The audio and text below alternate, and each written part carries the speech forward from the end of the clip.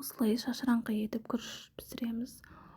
Ол үшін өз қалауыңызша күрішті алып 5-6 рет жақсылап жуып аламыз.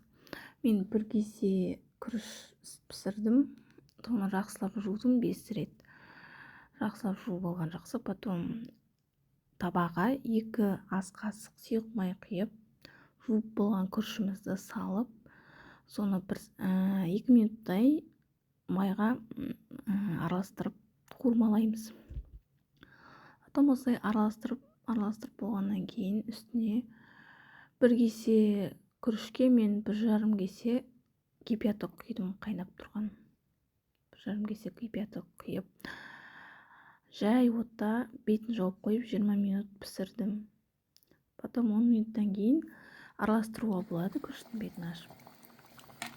20 минут жай отта піседі. Потом тұзын салып, араластырып 20 минут пісіреміз. Сосын гарнир ретінде котлеттің қасына немесе еттің қасына беруге болады.